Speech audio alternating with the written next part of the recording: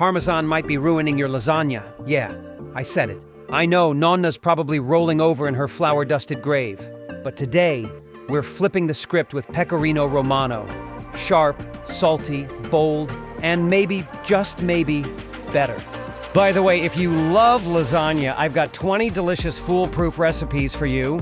Grab them for free at the link below. We've got everything you'd expect: layered sauces, silky pasta sheets, stretchy mozzarella, and one game changer that'll have your guests asking for seconds and secrets. First up, the sauce.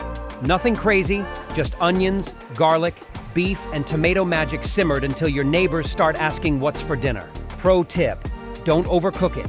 You want it thick, not dry like a good plot twist. Then comes the bechamel. She's soft, she's velvety, she makes every layer feel like a love letter to your mouth.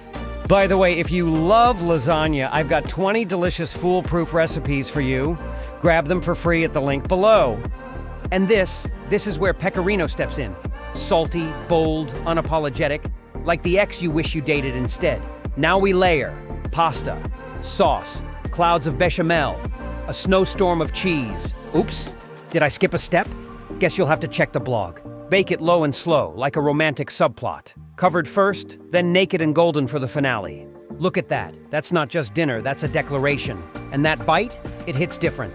That sharp hit, pecorino, that smooth melt, mozzarella, that secret twist. Oh, right. I skipped that part. Hit the blog post below for the real secret and make this your go-to lasagna. Like, subscribe, and bring your appetite next time.